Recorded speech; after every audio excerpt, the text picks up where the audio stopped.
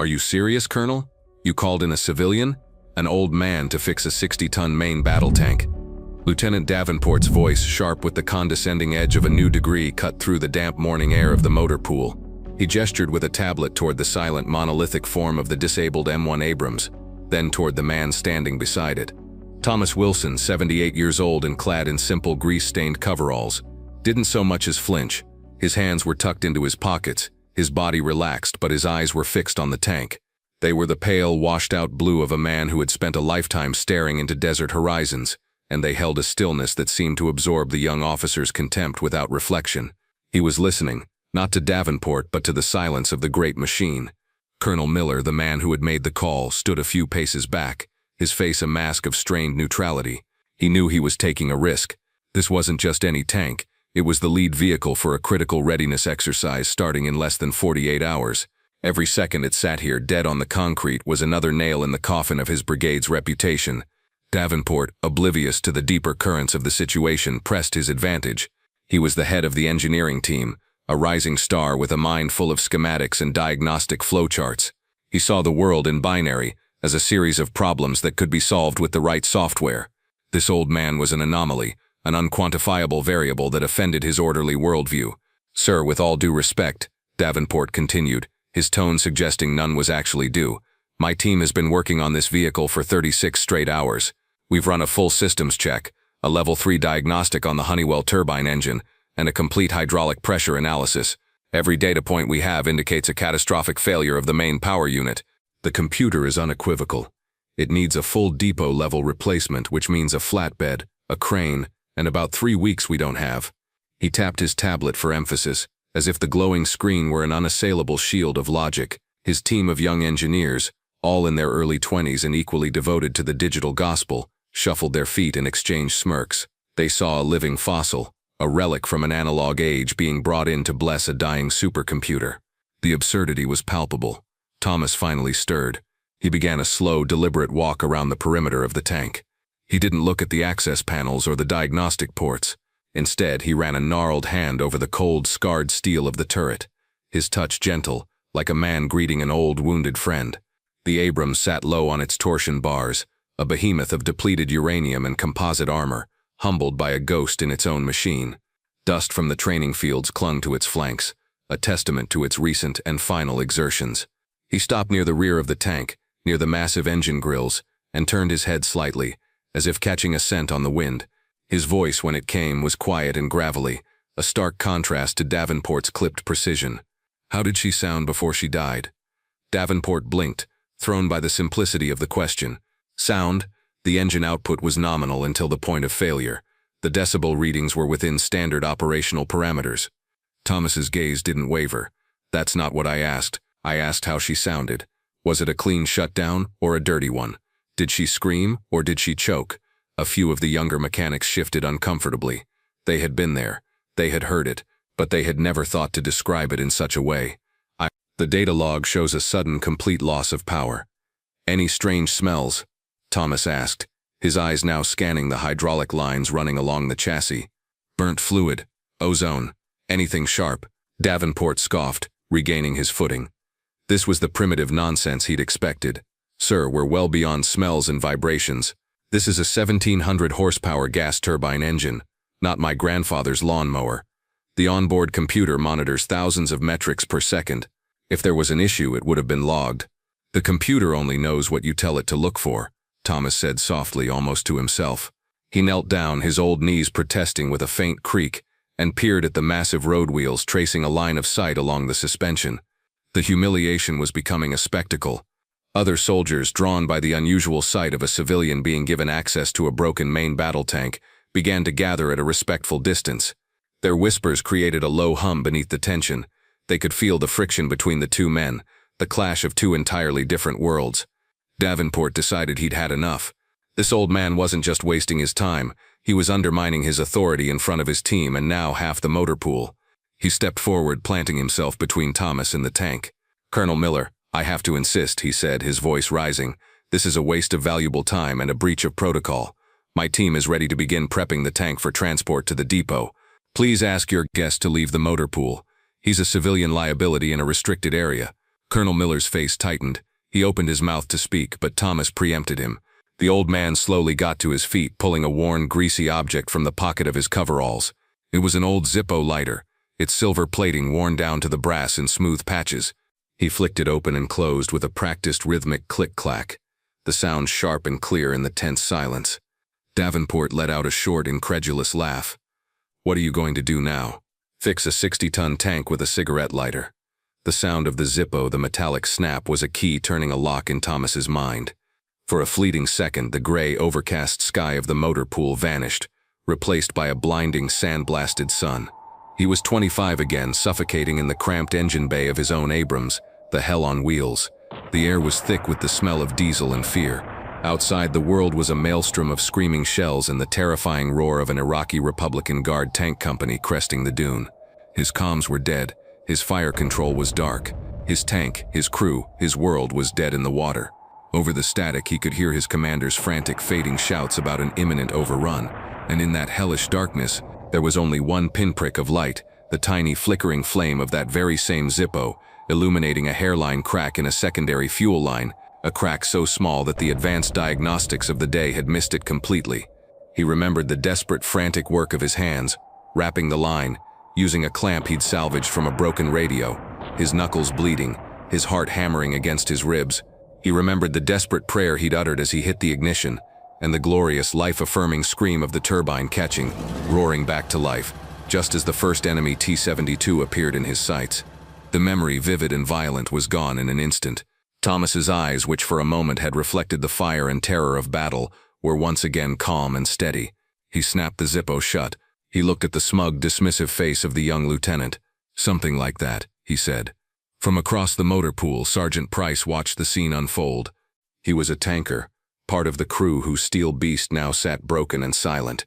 He had been quiet until now, intimidated by the lieutenant's rank and supreme confidence. But he had also grown up on stories, told in hushed, reverent tones by old NCOs in dusty VFW halls. Stories of a legendary mechanic from the Gulf War, a ghost of a man they called Willie, who could feel what was wrong with a tank just by laying a hand on its hull. A man who could coax dead machines back to life with nothing but intuition and a handful of tools.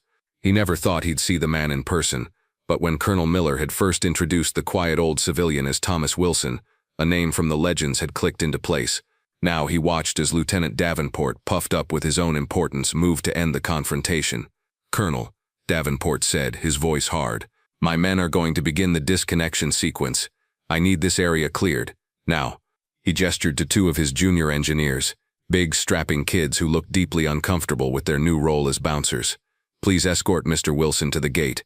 That was the breaking point for Sergeant Price. This wasn't just a disagreement anymore. It was an act of profound disrespect.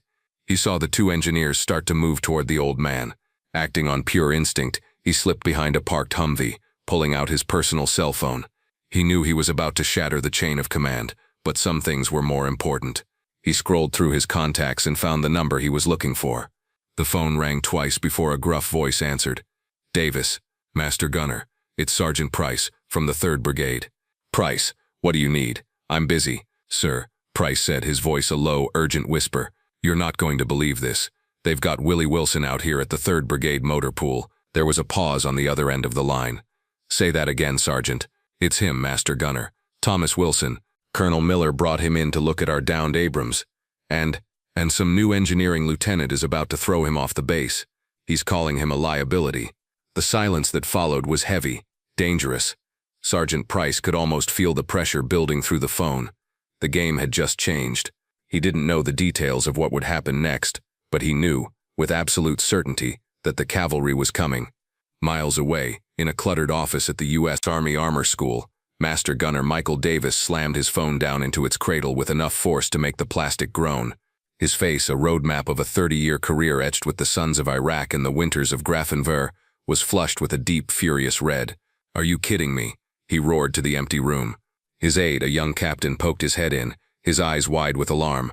"Everything all right, Master Gunner?" Davis ignored him. He stomped across the room to a wall covered in decades of plaques, unit photos and commendations. It was a shrine to the Armored Corps. His finger, thick as a sausage, jabbed at a faded photograph from 1991. In it, a group of young tankers, their faces smeared with soot and lit by triumphant grins, stood in front of an M1 Abrams. The tank's barrel was adorned with 7 crudely painted enemy tank silhouettes. In the center of the group, looking impossibly young, was the man who had just been described to him over the phone. "Captain," Davis growled, his voice a low rumble of controlled fury. "You see that man? That is Thomas Willie Wilson. When you were learning your multiplication tables, he was writing half the damned maintenance manuals for the A1 variant from a fighting position. The battlefield recovery techniques we teach to every single 91A mechanic in this army, he didn't learn them in a classroom. He pioneered them, under fire, with his hands and his wits. And Sergeant Price just told me that some pencil-neck lieutenant with a shiny new laptop is trying to have him arrested for trespassing." He turned, his eyes blazing. "Not on my watch. Get me General Peters on the line, now." The captain scrambled to comply, his fingers fumbling with the phone. "And get a vehicle ready," Davis barked as an afterthought. "Multiple vehicles.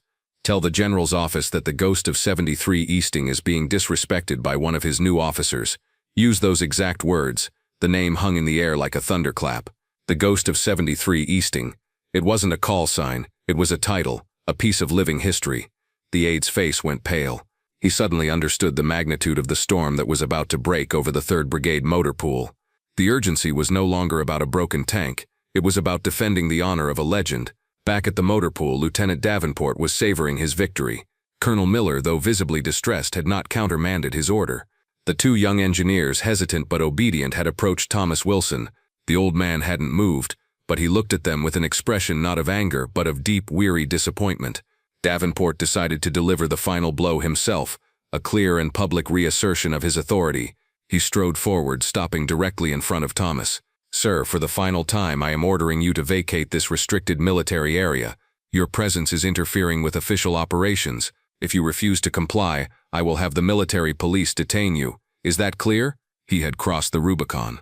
The threat of arrest made to a civilian guest of a full colonel was an overreach so profound that a hush fell over the entire assembly of soldiers. The whispers stopped. The mechanics froze.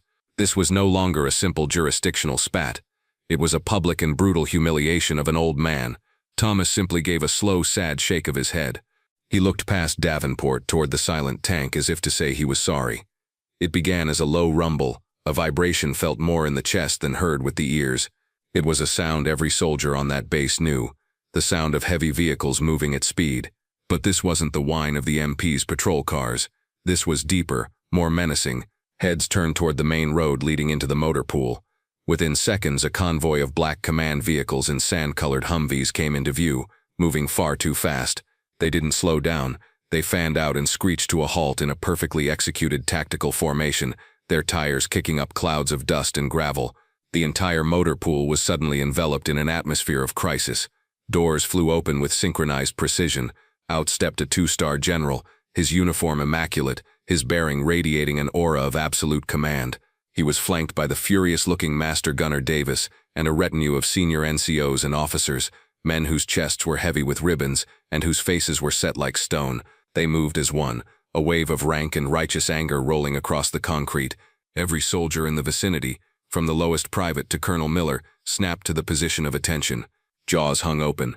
Lieutenant Davenport, who had been puffed up with his own authority just a moment before, seemed to shrink, his face draining of all color.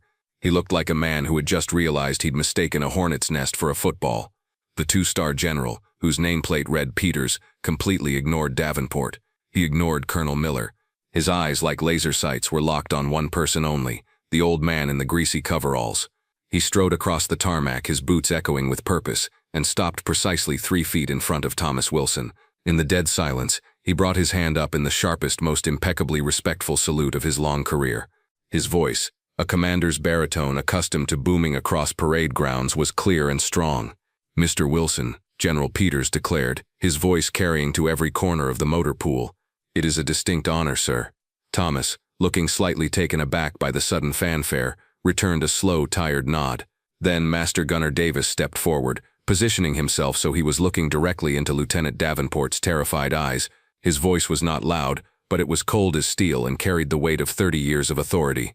"Lieutenant," he began, letting the rank hang in the air like an accusation, "you stand there with your tablet and your degree, and you see an old man. You see a problem for your flowchart. Let me tell you what I see." He paused, letting the entire motor pool lean in. I see the man who, during Operation Desert Storm, had his tank platoon cut off and ambushed in the Battle of 73 Easting. I see the man whose tank took 2 direct hits from enemy T-72s, disabling his communications and his advanced fire control system. While under continuous hellacious fire, this old man crawled into his own engine compartment, manually diagnosed and repaired a severed hydraulic line, and single-handedly restored power to his turret. He then proceeded to manually sight and destroy 7, let me repeat that, 7 frontline enemy tanks. A collective gasp went through the crowd of soldiers. They were no longer just watching a confrontation, they were witnesses to the unveiling of a myth. He didn't have a laptop to tell him what was wrong, Lieutenant. Davis continued, his voice dripping with scorn. He did it with a standard-issue wrench, a spare hose, and the Zippo lighter he still carries in his pocket, which he used for light. And when it was over, he didn't write a report asking for a medal. He wrote the new emergency repair procedure for the entire M1 fleet, a procedure that saved countless American lives and tanks for the next 30 years. This man is not a civilian. He is not a liability. He is a living, breathing legend of the United States Armor Corps, and you, son, just tried to have him thrown out like a piece of trash. The silence that followed was absolute, broken only by the distant hum of the bass. The soldiers stared at Thomas Wilson with a new profound reverence. He was no longer just an old man. He was the ghost of 73 Easting, a figure of battlefield lore made flesh. Sergeant Price, the tanker who made the call, felt a surge of pride so intense it almost brought him to his knees. Davenport's team of young engineers looked at the ground, their faces burning with a shame that was almost painful to watch. General Peters then turned his glacial gaze upon Lieutenant Davenport. The air around them seemed to drop 20 degrees. Lieutenant, the general said, his voice deceptively calm. You have a degree from MIT. That is commendable. It teaches you how a machine is supposed to work. Men like Mr. Wilson here, he gestured to Thomas, they understand how a machine actually works, especially when it's broken, on fire, and surrounded by people who are actively trying to kill you. You, son, have confused knowledge with wisdom. You showed arrogance where you should have shown humility, and you showed contempt for the very experience this army is built upon. You will report to Master Gunner Davis tomorrow morning at 0500 hours. He is going to personally re-educate you on the meaning of respect, and you will learn it from the ground up, starting with a floor buffer and a bucket. The rebuke was total, a public and devastating dressing down that would follow Davenport for the rest of his career. It was a career that had just been saved from obliteration and put on a path to redemption, though he didn't know it yet. All eyes then turned to Thomas, the quiet center of the storm. He finally spoke, his voice soft but carrying easily in the charged silence. He wasn't looking at Davenport or the general. He was looking at the tank. It's not the boy's fault, General, he said, his voice full of a surprising gentleness. He's been taught to trust the computer. He's been taught to look at the numbers. But a tank has a soul. It groans and shivers and complains long before it gives up. You just have to learn how to listen. He then turned and met Lieutenant Davenport's gaze. There was no malice in his eyes. No, I told you so. There was only the quiet patience of a master craftsman looking at a struggling apprentice. You ran all the diagnostics, Thomas said. But did you talk to the crew? Did you ask Sergeant Price here what he heard in those final seconds? What he felt through the floor plates? Davenport, stripped of all his intellectual pride, could only shake his head, utterly and completely humbled. Thomas nodded slowly, then walked back to the Abrams. Give me a heavy torque wrench, he said to one of the nearby mechanics. A large, heavy wrench was passed to him, its steel surface gleaming with oil. As his hand closed around the tool, one final brief memory flashed through his mind. The desert sun again, but this time there was no battle. He was standing in a line of soldiers being recognized for valor. But his commanding officer wasn't pinning a medal on his chest. Instead, he pressed a heavy, brand-new torque wrench into his hand. The Army gives out medals, Willie, the officer had said, his voice gruff with emotion. Tankers give tools. Never trust a man who hasn't skinned his own knuckles. Thomas walked not to the rear engine compartment, but to a small, seemingly insignificant hydraulic fluid reservoir located near the base of the turret ring. It was a component so basic, so low-tech, that Davenport's advanced diagnostics would have overlooked it as a potential cause for a total system failure. He raised the wrench and tapped it against the reservoir's metal casing. Instead of the clear, high-pitched ping of solid steel, the wrench produced a dull, flat thud. He tapped it again. Thud. He looked up at the assembled group of engineers, mechanics, and high-ranking officers. There's your problem, he said simply. It's not the power unit, Thomas explained, his voice now taking on the clear, concise tone of a teacher. The entire motor pool had become his classroom. The computer is telling you the engine failed because it's reading a catastrophic pressure drop in the starter system. And it's right, the pressure is dropping to 0. But it's not the pump that's failing, it's this. He tapped the reservoir again. There's a collapsed baffle inside this primary hydraulic reservoir. It's a simple $50 part, probably failed from metal fatigue. It's fallen down and is blocking the main fluid outlet. The pump is being choked, starved of the fluid it needs to build pressure for the turbine's starter motor. The computer sees the result, 0 pressure, and calls it a catastrophic failure. It can't see the cause because the cause is a simple piece of mechanical breakdown. He then pointed to a series of valves. You can bypass it. Rig a temporary line from the secondary reservoir directly to the starter motor. It'll give you enough juice for one good start. Once it's running, the engine's own alternator will power the systems. He looked at Davenport. It's a 3-hour fix to replace the baffle, not 3 weeks. Davenport and his team of engineers watched, mesmerized as the old master, with the help of Sergeant Price, quickly and efficiently rigged the bypass line. It was a piece of elegant, practical improvisation that wasn't in any of their manuals. Within 10 minutes it was done. Thomas stepped back and gave a nod to the tank's crew chief, who was already in his position. Try her now. The crew chief hit the ignition. For a second there was only the high-pitched whine of the electrics. Then with a deep, guttural cough, the 1700 horsepower turbine engine caught. It roared to life with a deafening blast of sound and a plume of heat that sent a shimmer through the air. The M1 Abrams, the dead behemoth, was alive. A spontaneous, thunderous cheer erupted from the assembled soldiers. In the aftermath, things changed. General Peters, true to his word, mandated a new training module for all junior engineering officers across the armor branch.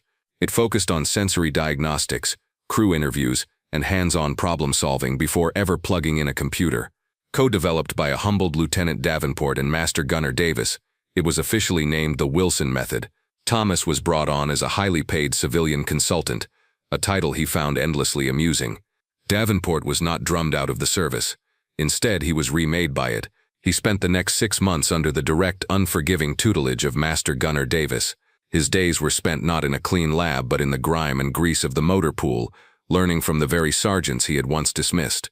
He learned to listen not just to engines, but to the men who operated them. He learned the difference between knowledge and wisdom, and he learned it with skinned knuckles and an open mind. Several months later, in a quiet diner a few miles off base, Thomas Wilson sat alone in a booth, stirring a cup of black coffee. The bell above the door jingled, and in walked Lieutenant Davenport. He looked different. The arrogance in his posture was gone, replaced by a quiet confidence. There was a smudge of grease on his cheek that he hadn't noticed. He saw Thomas and hesitated for a moment, then squared his shoulders and walked over to the booth. "Mr. Wilson," he said, his voice quiet and respectful. I just wanted to say thank you." Thomas looked up and a slow smile spread across his face. He gestured to the empty seat opposite him. "Sit down, son. Tell me, how's that old girl on rack 7 sounding? I heard she had a bit of a cough last week." Davenport's face broke into a genuine, unforced smile. He slid into the booth, eager to talk about the intricacies of tank maintenance, eager to learn from the master. The torch had been passed, not by regulation or by order, but by a simple act of shared wisdom. Thomas Wilson's story is a powerful reminder that wisdom is earned in dirt and steel, not just in data. If you were inspired by his unassuming valor, hit that like button, share this story with someone who respects true expertise, and subscribe to Veteran Valor for more stories like this.